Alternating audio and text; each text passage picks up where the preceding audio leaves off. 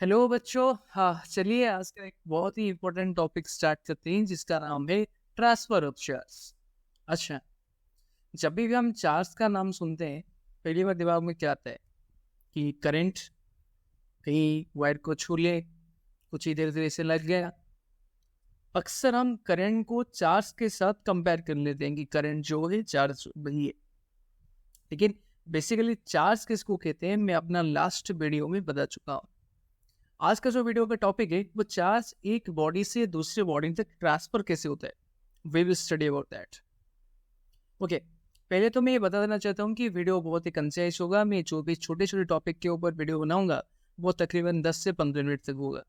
तो एक एक टॉपिक को हम थोड़ा जल्दी में समझेंगे और ये थोड़ा रिविजन पर्पस के लिए भी आपको काम में आएगा। अच्छा, चार्ज का ट्रांसफर कैसे हो सकता है? ये 3 तरीके से हो सकता है। इसका 3 स्टेप है। जो पहला वाला स्टेप है, एक मिनट, जो पहला वाला स्टेप है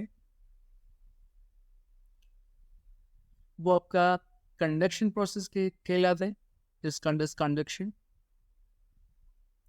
जो सेकंड वाला स्टेप है उसको हम इलेक्ट्रोस्टैटिक इंडक्शन कहते हैं, शॉर्ट में उसको इंडक्शन लिख लेते हैं। मेरा हैंडराइटिंग थोड़ा खराब है तो थोड़ा एडजस्ट कर लेना उसको। और जो तीसरा वाला प्रोसेस है वो है फ्रिक्शन। अब क्या होता है, हम एक एक करके समझते हैं कि कंडक्शन क्या होता है, फ्रिक्शन क्या होता है और इंडक्शन क्या होता है। पहले समझते हैं कंडक्शन। देखो, कंडक्शन कोई नई प्रोसेस है नहीं। 11 में हीट का कंडक्शन तो पढ़ चुके होंगे। फिर यहाँ पे भी कई जगह करंट इलेक्ट्रिसिटी का कंडक्शन हम पढ़ेंगे। लेकिन ये जो कंडक्शन का प्रोसेस है ये हर जगह एक चीज़ कॉमन रहता है। बता सकते हो? चाहे वो हीट का कंडक्शन हो, चाहे वो करंट का कंडक्शन हो, चाहे वो चार्ज का कंडक्शन हो, कॉमन क्या रहता है? इसका जो कॉन्सेप्ट है कॉमन यहाँ पे बच्चों यही रहता है कि यहाँ पे पोटेंशियल डिफरेंस क्रिएट होता है। अभी तक तो पोटेंशियल पढ़ाया नहीं गया है। तुम सिंपल से बात समझ लो, पोटेंशियल डिफरेंस का मतलब एनर्जी का डिफरेंस। अब कहीं पे ज़्यादा एनर्जी आ गया, कहीं पे कम एनर्जी आ गया, हम कह सकते हैं पोटेंशियल डिफरेंस क्रिएट हो गया। कुछ नहीं समझ में आ रहा है तो एक पानी का बॉटल ही समझ लो। कहीं पे एक ज़्यादा सा बड़ा सा पानी का बॉटल है, कहीं पे एक छोटा सा पानी का बॉटल है। और जो बड़ा सा बॉटल है वहाँ पे ज़्यादा पानी है, जो छोटा सा बॉटल है वहाँ पे कम पानी है। दोनों पानी का बॉटल को कनेक्ट कर लिए तो पानी कहाँ से कहाँ तक आएगा? बड़ा बॉटल से छोटा बॉटल। अब ये मान लो कि पानी का बॉटल है, ये एक पानी का बॉटल है। अब ये एक बड़ा सा है, ठीक है।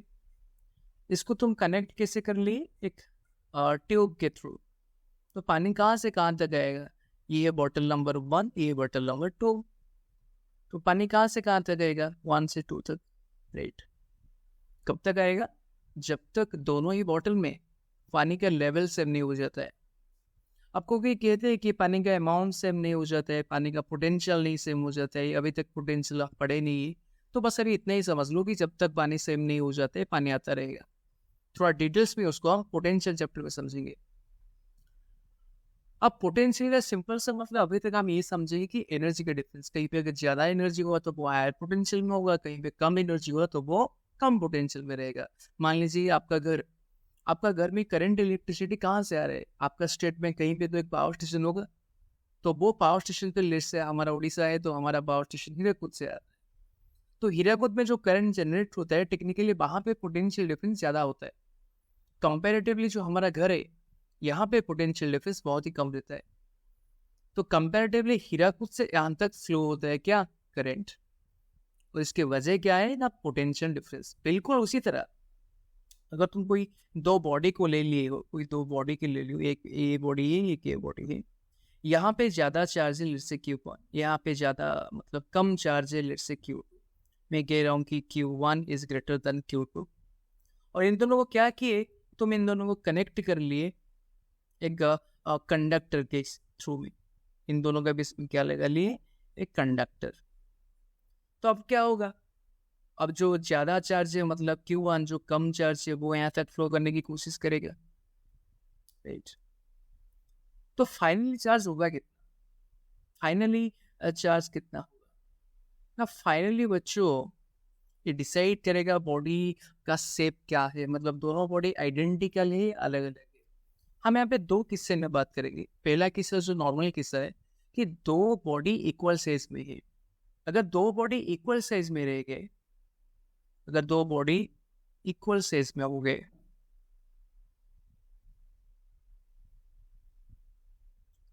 उस केस में क्या होगा, जो पहला बॉडी था उस बॉडी को ए मान लेते हैं और एक बॉडी है उसको बी मान लेते हैं।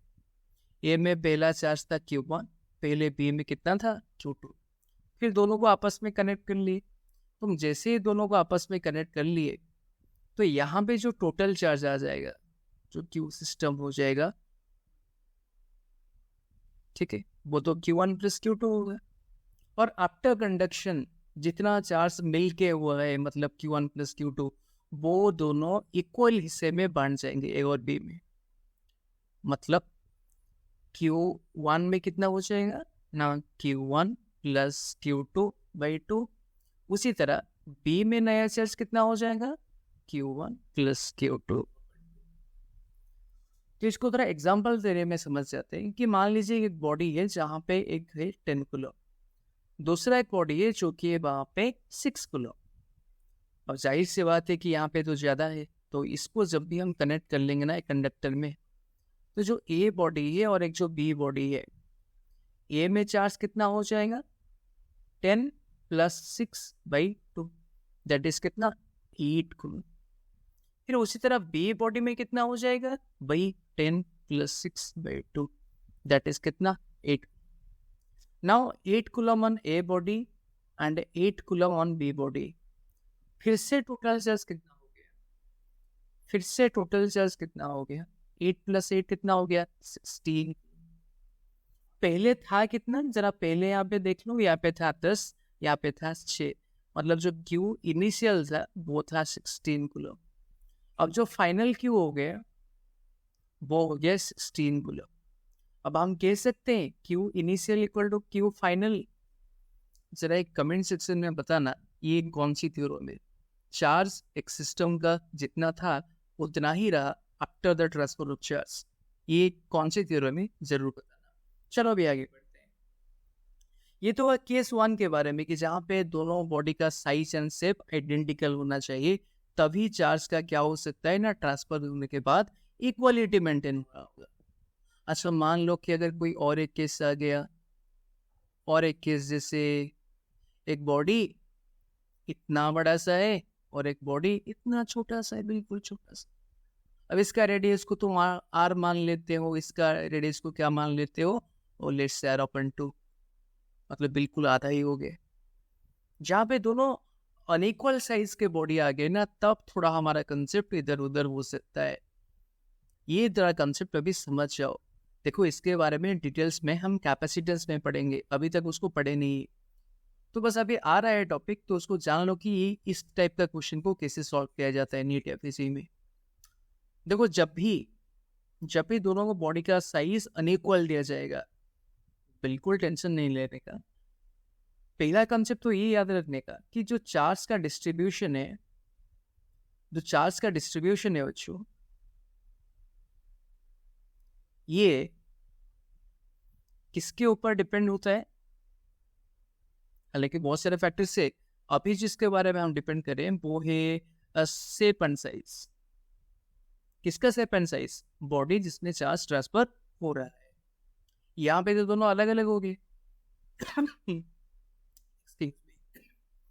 एक बॉडी ये है, दूसरा बॉडी कितना है बी। अब ए में पहले से कितना चार्ज था Q1, बी में पहले से कितना चार्ज था Q2। अब जो कंडक्शन हो गया, अब कितना होगा, अब बच्चों ये सबको पता होना चाहिए, relative ratio of the radius into Q of system. उस तरह सेकेंड बॉडी में चार्ज कितना होगा, उसका रिलेटिव रेडियस इनटू क्यू।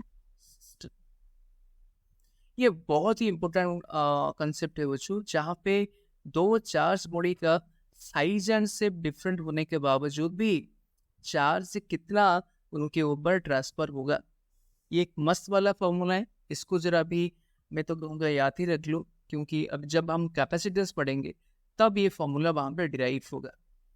तो ये होता है कंडक्शन के थ्रू में किस तरह चार्ज का ट्रांसफर होता है। अभी जो हम पढ़ने जा रहे हैं वो है इलेक्ट्रोस्टैटिक इंडक्शन। चलिए अभी समझते हैं इलेक्ट्रोस्टैटिक इंडक्शन कैसे काम करता है। इलेक्ट्रोस्टैटिक इंडक्शन में बच्चों पहले मैं कुछ चीज कह लेता हूँ कि जहाँ पे तुम देखे होगी, ये थोड़ा प्रैक्टिकल कर लेते हैं। मान लीजिए तुमको एक बर्थडे, किसी का एक बर्थडे में गए हो, तो उसका प्रिपरेशन चल रहा है, अभी तक स्टार्ट हुआ नहीं है। अब तुम उनके घर पहुंच गए तो उनका थोड़ा डेकोरेशन वगैरह चल रहा है, कोई खाना बना रहे, कोई कुछ कर रहा है, ठीक है। आप तुम तो गए बस बर्थडे में, भूल गए खा पी के आ जाना बस। अब तो वो कुछ बलून्स वगैरह वहाँ पे सजाया जा रहा था, ठीक है, उसको मतलब घर में अच्छी तरह से सजावट हो रही थी। अब बैलून्स को मतलब उसको रखने के लिए कोई थ्रेड वगैरह वहाँ पे था नहीं। अब तुम पढ़ के गए हो इलेक्ट्रोस्टैटिक इंडक्शन, तुम्हें ये पता होना चाहिए कि जब भी एक प्लास्टिक को नायलॉन के साथ रब करते हैं तो दो ही बॉडी चार्ज हो जाते हैं। कभी भी अगर प्लास्टिक को नायलॉन के साथ अगर तुम कभी रब करोगे, जो कि थोड़े आगे हम पढ़ेंगे, तो दोनों ही बॉडी चार्ज हो जाते हैं।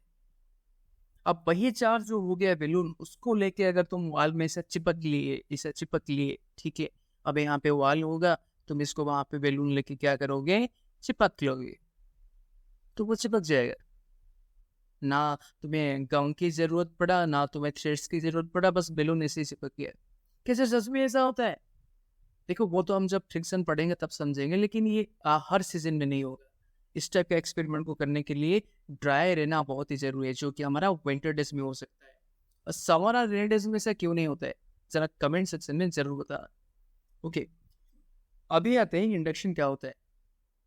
अब मान लेते हैं तुम्हें कोई कह लिया कि पता है एक पॉजिटिव चार्ज एक नेगेटिव चार्ज को हमेशा अट्रैक्ट करता है, इन दोनों के बीच में हमेशा अट्रैक्शन होगा, आपस में ही आ जाएंगे, मतलब कहीं पे पॉजिटिव होगा कहीं पे नेगेटिव होगा, वो दोनों हमेशा क्या करेंगे, आपस में आ जाएंगे। अब तुम ये सोच के कहीं पे जा रहे थे, कहीं पे और कुछ देख रहे थे, तो वहां पे दोनों चार्ज बॉडी के बीच में क्या हो रहा है, अट्रैक्शन हो रहा है, अट्रैक्शन हो रहा है। तुम्हें दूसरा बॉडी क्या है पता नहीं है, तुम्हें बस एक ही बॉडी पता है, वो है पॉजिटिव, और दूसरा बॉडी इसके और आ रहा है। तुम्हें पूछा गया अच्छा ये कौन सा बॉडी है, जरा बोलो, बोलना जरा। तुम बोले कुछ की क्या बात है, ये तो नेगेटिव होना चाहिए, क्योंकि अट्रैक्शन हमेशा कब होता है, पॉजिटिव और नेगेटिव के बीच में। बिल्कुल नहीं, पॉजिटिव और नेगेटिव के बीच में अट्रैक्शन होता है, ये सही बात है। लेकिन जहां जहां अट्रैक्शन होता है, ये जरूरी नहीं है कि वहां पे पॉजिटिव नेगेटिव ही होगा, बल्कि पॉजिटिव पॉजिटिव के बीच में भी अट्रैक्शन होता है, पॉजिटिव न्यूट्रल बॉडी के बीच में भी अट्रैक्शन होता है। अच्छा, अब आपको लग रहा होगा सर ऐसा होता है, पॉजिटिव न्यूट्रल बॉडी के बीच में भी अट्रैक्शन हो सकता है? बिल्कुल हो सकता है, घर में जाके एक्सपेरिमेंट कर लो, अपना हेयर को अच्छी तरह से शैम्पू में भिगा लो, ठीक है, अच्छी तरह से नहा लो, फिर शैम्पू में कंडीशनर मत मारना, थोड़ा हेयर को ड्राई रखना, और बालों को थोड़ा ड्राई रखने के बाद उसको थोड़ा कम कर लेना प्लास्टिक गम में, फिर उसको लेके छोटा छोटा जो पेपर होता है, कोई भी पेपर तुम, ठीक है, अपना पेपर वगैरह कुछ भी गाँव पे पड़ा होगा, उसको थोड़ा थोड़ा टुकड़े में कर लेना, वो जो कम है ना उसको लेके थोड़ा रख लेना, किसके पास, वो जो पेपर के पास, देखना वो पेपर लग जाएगा, किसके साथ, कम के साथ। तब तुम्हें पता चलेगा अरे भाई ये क्यों हो गया, अब मैं तो कम से मेरा जो हेयर है उसको ठीक किया, चार्ज कहाँ से आ गया, अट्रैक्शन क्यों हो रहा है, कहीं ये मैग्नेट तो नहीं बन गया, मैग्नेट तो बन नहीं सकता है, वो तो प्लास्टिक है। अब इसका क्या है एक्सप्लेनेशन, क्या है रीजन, आइए जल्दी से समझते हैं। उसी प्रोसेस को क्या कहा जाता है, इंडक्शन। तो इंडक्शन एक ऐसा प्रोसेस है जिस प्रोसेस में तुम्हें लगेगा कि यहाँ पे तो कोई इलेक्ट्रोस्टैटिक फोर्स का नामो निशान नहीं है, लेकिन फिर भी वो आ जाता है। मान लेते हैं कि यहाँ पे एक बॉडी है, ठीक है, इस बॉडी में लेट्स से क्यू कूलम का चार्ज है, पॉजिटिव वाला, और एक बॉडी यहाँ पे ये न्यूट्रल है, ये क्या है, न्यूट्रल। अब जब ये बड़ा सा चार्ज बॉडी इसके पास आ जाएगा, किसके पास, न्यूट्रल बॉडी के पास, ये क्या करेगा, जरा इसको ध्यान से समझना, बुक में इतना गहरा से नहीं दिया गया है, जरा इसको समझने की कोशिश करना। ये जो न्यूट्रल बॉडी है, यहाँ पे क्या होता है कि जो पॉजिटिव चार्ज और नेगेटिव चार्ज,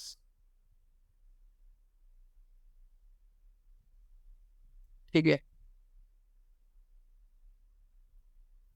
वो नंबर्स उनका सेम रहता है, जितना इलेक्ट्रॉन्स होते हैं उतना ही प्रोटॉन्स होते हैं, तो आजेवल बॉडी का न्यूट्रलिटी अजीब होता है। लेकिन जब भी इस तरह पे बहुत बड़ा सा इलेक्ट्रिक फील्ड पड़ेगा, अभी तक तो इलेक्ट्रिक फील्ड हम पढ़े नहीं, सिंपल सा लैंग्वेज में समझ जाओ कि चार्ज पार्टिकल के ऊपर फोर्स गिरेगा, ठीक है। इलेक्ट्रिक फील्ड का सिंपल सा मीनिंग वही होता है कि एक चार्ज पार्टिकल को कोई एक फोर्स डाल रहा है, ठीक है। अब तुम अगर हाथ में इसे फोर्स करोगे नहीं होगा, वो तुम्हारा मैकेनिकल फोर्स होता है। तो ये कौन से फोर्स के बारे में मैं बात कर रहा हूँ, यही इलेक्ट्रोस्टैटिक फोर्स, जो कि सिर्फ चार्ज के ऊपर ही अप्लाई होता है। अब तुम कहोगे सर मैं इलेक्ट्रोस्टैटिक का फोर्स में मेरा बाइक चलाऊंगा, पेट्रोल मेरा खर्च बच जाएगा, नहीं नहीं, ऐसा नहीं हो सकता। वो अलग सा फोर्स है, ये अलग सा फोर्स है, ये सिर्फ चार्ज बॉडी के ऊपर ही एग्जर्ट हो सकता है। अब तुम कहोगे यहाँ पे जरा देख लो, ये जो इलेक्ट्रिकल फोर्स पड़ा है किसके ऊपर, वो जो न्यूट्रल बॉडी के ऊपर। पता है इस न्यूट्रल बॉडी का हालत क्या होगा? न्यूट्रल बॉडी पहले से क्या था, equal number of positive negative. इस तरफ क्या रह जाएंगे, इलेक्ट्रॉन्स। फिर कंपैरेटिवली इस तरफ क्या रह जाएंगे, कुछ पॉजिटिव चार्ज पार्टिकल्स। ध्यान देने वाली बात ये है कि क्या सच में पॉजिटिव चार्ज पार्टिकल यहाँ पे रहते हैं, या फिर इस जो ये वाला हिस्सा है, ये वाला हिस्सा, इसका कंपैरिजन में ये पॉजिटिव पोटेंशियल में चला जाता है। एक्चुअली क्या होता है, देखो ये बहुत ही एटॉमिक अरेंजमेंट वाली बात है कि कुछ नेगेटिव ऐसे थे, कुछ नेगेटिव ऐसे थे, मतलब इलेक्ट्रॉन्स, कुछ प्रोटॉन्स भी उनका न्यूक्लियस में ऐसे थे, कुछ प्रोटॉन्स भी ऐसे थे, ठीक है। अब तुम क्या किए ना, इस तरफ से तुम फोर्स दे, ओके, इस तरफ से तुम क्या दें, फोर्स, बार बार कह रहा हूं, ये इलेक्ट्रोस्टैटिक फोर्स से। तो सिनेरियो क्या हो जाएगा पता है इसके बारे में, ये जो फोर्स गिरा ना, पॉजिटिव जो चार्ज पार्टिकल थे वो क्या करेंगे ना, वो तो इलेक्ट्रिक लाइन्स ऑफ फोर्स का डायरेक्शन में थोड़ा आगे आगे थोड़ा आगे आगे चले जाएंगे, ठीक है। ये थोड़ा आगे आगे चलेंगे, पॉजिटिव वाले बोलेंगे हम तो चले तुम्हारे डायरेक्शन में, किसके डायरेक्शन में, इलेक्ट्रिक लाइन्स ऑफ फोर्स का डायरेक्शन में। तो जरा अभी ये सिचुएशन की इमेजिन करो, इससे थे नेगेटिव चार्ज पार्टिकल, ठीक है।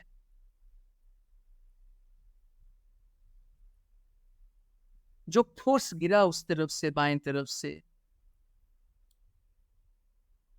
पॉजिटिव चार्ज कहाँ चले गए, जो यहाँ पे था, मतलब यहाँ पे था, वो थोड़ा आगे चला है, मतलब यहाँ तक, फिर ये वाला यहाँ तक, ये वाला यहाँ तक, ये वाला यहाँ तक।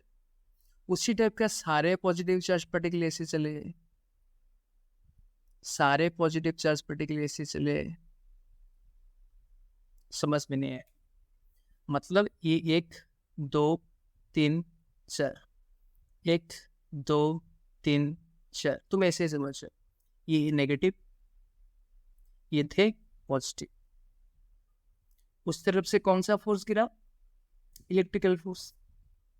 इलेक्ट्रिकल का फोर्स के डायरेक्शन में कौन सा चार्ज पार्टिकल मूव करता है, पॉजिटिव, मतलब ऑपोजिट में कौन आता है, नेगेटिव।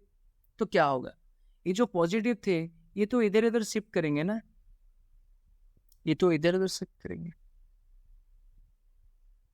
तो जैसे ये इधर शिफ्ट किए,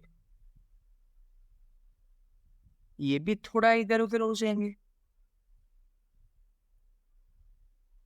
और जो सिचुएशन बनेगा, जरा इसको ध्यान देके समझना, यहाँ पे 1 आ जाएगा, यहाँ पे 2 आ जाएगा, यहाँ पे 3 आ जाएगा, यहाँ पे 4 आ जाएगा, किसका, नेगेटिव का। पॉजिटिव वाला का एक कहाँ पे होगा, वो इसके पास रहेगा,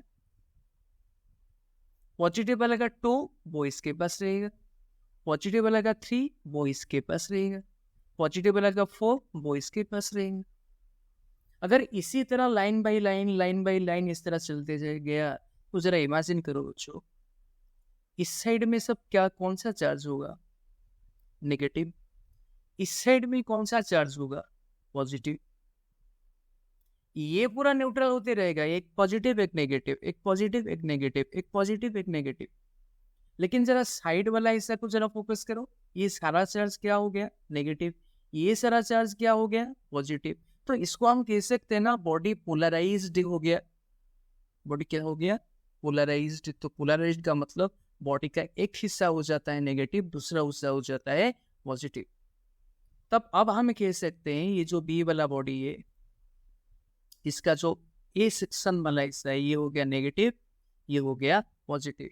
जरा स्टोरी याद करो, ये था बड़ा सा चार्ज, ये था छोटा सा नन्हा मुन्ना सा चार्ज, न्यूट्रल था, उसका कुछ पता नहीं था। अब ये इसके पास आया, ये क्या किया न्यूट्रल बॉडी को, कि उसका जो मॉलिक्यूल्स होते हैं उनको पोलराइज कर लिया। पोलराइज का मतलब अभी मैं क्या बताया तुम्हें बच्चों, कि एक साइड हो जाएगा क्या? नेगेटिव, दूसरा साइड क्या हो गया? पॉजिटिव। तुम पूछोगे सर ये तो थोड़ा मतलब साइड वाइज चेंज हो गया, इधर नेगेटिव इधर पॉजिटिव, मतलब थोड़ी ना बॉडी को बिल्कुल चार्ज हो गया, टेंशन क्यों ले रहे हो? यहाँ पे देखो, अब क्या कर लेंगे, इसको कर लेंगे अर्थिंग। अर्थिंग हालांकि हम पोटेंशियल में समझेंगे, लेकिन अभी अर्थिंग का मतलब ये समझो कि जो इलेक्ट्रॉन्स होते हैं वो अर्थ से आके यहाँ तक आ जाएंगे। कुछ कुछ बुक्स में लिखा गया है कि पॉजिटिव चार्ज पार्टिकल बॉडी से निकल के ग्राउंड तक चले जाएंगे, ठीक है। लेकिन यहाँ पे पॉजिटिव पार्टिकल बच्चों प्रोटॉन्स होते हैं, प्रोटॉन्स न्यूक्लियस से बाहर होके अर्थ तक नहीं जाएंगे। तो यहाँ पे उल्टा होगा, इलेक्ट्रॉन्स निकल के कहाँ तक आ जाएंगे? बॉडी तक आ जाएंगे। मतलब ये जो सेकेंड वाला बॉडी था ये बिल्कुल क्या हो जाएगा? Negatively charged. ध्यान देने की बात ये कि पहले से नेगेटिव नहीं था, ये पहले से क्या था? न्यूट्रल। अब क्या हो गया? Negatively charged. ये तो पहले से पॉजिटिव था, अब पॉजिटिव नेगेटिव के बीच में क्या होगा बच्चों? अट्रैक्शन होगा। अब क्या होगा? अट्रैक्शन। भाई तो हम पहले से बताए थे कि एक पॉजिटिव चार्ज और एक नेगेटिव चार्ज के बीच में अट्रैक्शन होता है, और एक पॉजिटिव चार्ज एक न्यूट्रल बॉडी के बीच में भी अट्रैक्शन हो सकता है, कुछ इस तरीके से। पहले वो पॉजिटिव बॉडी अपना इलेक्ट्रिक फील्ड से उनका जो मोलिकुलर पोलराइजेशन कर देगा, उसके बाद वो बॉडी एज ए होल क्या हो जाएगा? Oppositely charged. फिर होगा बीच में अट्रैक्शन। मतलब अगर समझोगे ना तो घुमा फिरा के वही बात कि पॉजिटिव नेगेटिव के बीच में अट्रैक्शन ही हो रहा है, लेकिन पहले वो बॉडी चार्ज्ड थे नहीं। आ गया समझ में? बिल्कुल समझ में आ गया। पॉज करके समझ लो, धीरे से देखो वीडियो। फिर भी नहीं आता है कमेंट सेक्शन में पूछो, मैं हर एक का कमेंट आंसर दूँ, ठीक है। अब हम तीसरा प्रोसेस में चलते हैं। तीसरा प्रोसेस जो हमारा है वो है हमारा बाई फ्रिक्शन। जो तीसरा प्रोसेस हमारा है वो है बाई फ्रिक्शन मेथड। एक मिनट रुको, क्या कर बाई फ्रिक्शन। अब देखो, ये तो बेसिक सा चीज क्लियर होगा कि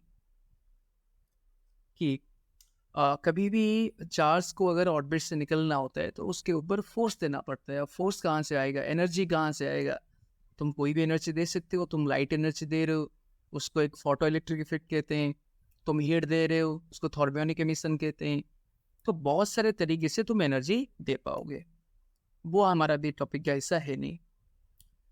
तो अब हम क्या करेंगे, कुछ बॉडी में इसे देखा जाता है। अच्छा, मैं क्वेश्चन यहाँ पे पूछता हूँ, जरा बताना, ये जो चार्ज का पार्टिकल है इसको इलेक्ट्रॉन क्यों कहा जाता है? या फिर इलेक्ट्रिसिटी कोई नाम का मतलब नाम से कुछ वगैरह कंसेप्ट वगैरह कुछ पता है? अगर पता होगा तो कमेंट सेक्शन में बताना। ये जो बाई फ्रिक्शन है, ये जो बाई फ्रिक्शन मेथड है, यहाँ पे क्या होता है ना, एक बॉडी को दूसरे बॉडी के साथ इसे ऐसा रब किया जाता है, इसे रब किया जाता है, ठीक है। अब तुम घर में ही कर सकते हो। घर में विंटर डेज में बहुत ही अच्छा सीजन होता है ये एक्सपेरिमेंट करने के लिए। वहाँ पे करना क्या, तुम एक ग्लास रॉड ले आना। अगर रॉड नहीं है तो टेंशन मत लेना, जो ग्लास में पानी पीते हो वो भी काम हो जाएगा। उसको लेके कुछ तुम्हारा पॉलिस्टर ड्रेसेस होगा, मतलब जो साइनिंग करता है थोड़ा पॉलिस्टर वगैरह ड्रेस, ठीक है। नायलॉन होगा तो और भी अच्छा होगा। इसको लेके थोड़ा रगड़ना अच्छी तरह से। जब ऐसे तुम रगड़ने के बाद अगर कुछ एक्सपीरियंस करोगी तो देखना कि ग्लास रॉड हो गया पॉजिटिव और जो पॉलिस्टर है वो हो जाएगा नेगेटिवली चार्ज्ड। अब तुम कहोगे सर हमें किसे पता चलेगा, हमें थोड़ी ना पता चलेगा ये पॉजिटिव हुआ है नेगेटिव चल रहा है। हाँ ये तो बिल्कुल सही है, तुम्हें पता चलेगा नहीं कि कौन सा क्या चार्ज है, लेकिन उसका एक एक्सपेरिमेंट है। अगर तुम बताओगे तो मैं वो एक्सपेरिमेंट करके भी तुम्हें दिखाऊंगा कि कैसे पता चलेगा ये पॉजिटिव है और ये नेगेटिव है। लेकिन यहाँ पे ऐसा तुम जरूर शो करोगे, जरूर यहाँ पे देख पाओगे कि एक बॉडी हो गया पॉजिटिव, दूसरा बॉडी हो गया नेगेटिव। मतलब चार्ज हो गया, इसका साथ मतलब ये कि जो इलेक्ट्रॉन से वो ग्लास रॉड से निकल के कहाँ तक चले आए हैं, पॉलिस्टर कपड़े तक। इसके बदल क्या हुआ कि इलेक्ट्रॉन लूज किया किसने, ग्लास ने। और ये कन्वेंस वाले में पता है जो इलेक्ट्रॉन लूज करते हैं उसका कौन सा चार्ज हो जाता है, पॉजिटिव। अब इलेक्ट्रॉन गेन किसने किया, जो कपड़ा जो ड्रेस से, तो उसका कौन सा चार्ज हो गया, नेगेटिवली चार्ज्ड। तो ये क्यों हुआ है, यहाँ से जो इलेक्ट्रॉन जो ग्लास के ऑर्बिट से बाहर आए उनको एनर्जी कौन दिया, तो उसके पास तो एनर्जी था नहीं। यहाँ से एनर्जी को किसने दिया ना, तुम जब यहाँ पे रब कर रहे थे ना, इसे उसको जकड़ रहे थे, उसको रब कर रहे थे, तो तुम तो कुछ वर्क कर रहे थे या नहीं। अरे तुम तो कुछ वर्क कर रहे थे, मतलब तुम कुछ हीट में कन्वर्ट कर रहे थे, और वही हीट इनके लिए क्या हो गया, एनर्जी। मतलब तुम जब रब कर रहे थे वहीं से जब हीट जनरेट हुआ, वही हीट इनके लिए क्या हो गया, एनर्जी। और उसी एनर्जी जब ग्लास पाया, ग्लास से क्या निकला, इलेक्ट्रॉन्स, और वो उसके पास चले गए। तो घर में इसको और तरीके से भी तुम कर सकते हो, और तरीके भी होते कर सकते हो। अगर तुम्हें चाहिए एक्सपेरिमेंट तो बता देना, मैं करके तुम्हें दिखा दूंगा तुम लोगों को। तो फ्रिक्शन कोई बड़ी बात है नहीं। फ्रिक्शन में बेसिकली ये होता है कि दोनों कोई भी दो पेयर बॉडी को हम इस तरह रगड़ दें, फिर वहां से इलेक्ट्रॉन एक बॉडी से दूसरी बॉडी तक ट्रांसफर होते हैं। अब तुमको सर यार कोई भी बॉडी में हो सकता है, मैं तो बुक्स लाऊंगा ऐसे ऐसे ऐसे ऐसे करूंगा, हो जाएगा सर, मेरा हाथ ऐसे ऐसे हो रहा है सर, हो जाएगा। सारे बॉडी के इलेक्ट्रॉन्स इतने भी लूज नहीं होते हैं कि तुम कुछ भी थोड़ा सा एनर्जी दे दोगे और वो निकलेंगे नहीं, बिल्कुल नहीं। उनके लिए तुम्हें क्या चाहिए कि लूजली बाउंड इलेक्ट्रॉन्स है, जो कि ग्लास रॉड में मिलता है, पॉलिस्टर में मिलता है, फिर सिल्क रॉड में होता है, ठीक है, ये सब तुम कर सकते हो। तो आई होप अभी जो मैं छोटा सा कंसेप्ट समझाया है कि चार्ज का ट्रांसफर कैसे होता है, ये तक समझ में आया बच्चों। इसके बारे में ना मैं क्वेश्चंस भी कराता हूँ, वो एक अलग से सेक्शन में मेरा एक वो अलग से वीडियो है जहाँ पे मैं नीट जेईई का PYQ विथ कंसेप्ट, वहाँ पे मैं कोई थ्योरी नहीं पढ़ाऊंगा, वहाँ पे डायरेक्ट हम क्वेश्चन को पकड़ेंगे और उसका कंसेप्ट समझेंगे और उसको सॉल्व करेंगे। मतलब इसको हम कह सकते हैं revision with MCQ and PYQ। वो मेरा अलग से सीरीज है, वो स्टार्ट जल्दी होने वाला है। तो please do like, subscribe and share this channel. Thank you.